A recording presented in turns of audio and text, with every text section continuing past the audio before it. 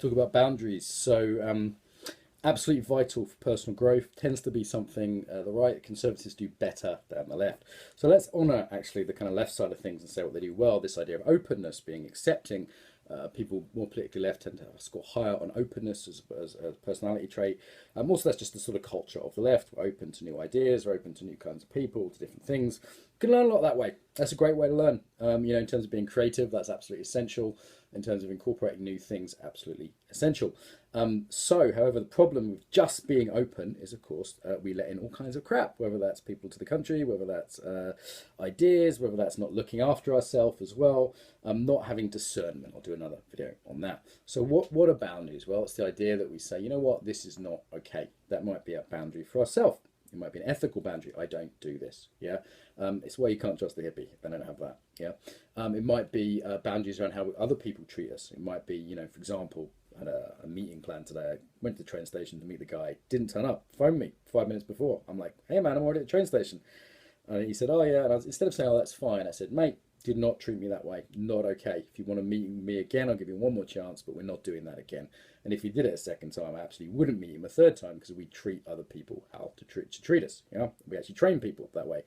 Having boundaries, and this is really important when you work with kids. I've worked with about 50,000 children, about 10, 20 countries. Children love it when you have boundaries. Same with dogs, because they're safe. They know where they are. They know what they can and can't do. Yeah, if you combine that with the sort of more liberal warmth, perhaps that's the sort of ideal there when working with children and with clients. When I run a group, I'll say, right, not going to let anyone in now. It's 10 past the time we said we'd start.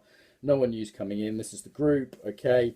This is when we'll end. This is when we'll have lunch. So please put your hand up if you want to speak. Don't speak over someone. Some little rules, boundaries. You can work that out with the group, right? It doesn't have to be dictated. But that's super, super helpful from a personal growth point of view, because boundaries create the container for ourselves and for other people. They also stop us just being overwhelmed. So I've done a lot of stress workshops. And I remember one time I was working with cancer care nurses, really lovely people. And I thought, why are they so stressed? And then one of them's phone rang. Bear in mind, this is a Saturday. It's not a normal work day for them.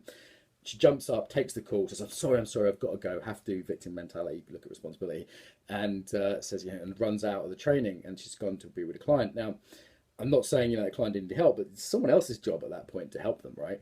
The idea that she couldn't possibly say no, I see this a lot in charities. I used to work NGO sector, humanitarian sector. You see a lot there, that there isn't a sense of being able to say no.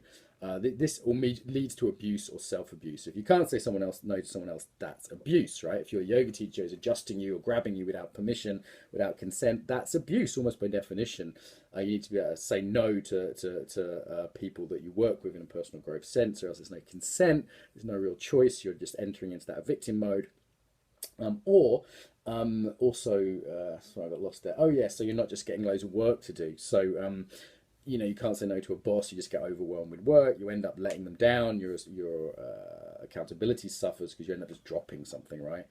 But yeah, say no to ourselves, of course, important for our own ethics. I'm going to stop working at a particular time today so I can go to yoga, so I'm just looking at the clock, so I can say no to myself, though I could work for hours, so I can actually go to yoga and take care of myself. Absolutely vital for that too. So setting boundaries is vital for our own health and well-being and happiness, also for our relationships, for our trust and our integrity. Being able to say no, of course, is at the heart of that. If you want to practice, you could try saying no 5 times a day. Keep a diary of the times you didn't say no and then regretted it afterwards.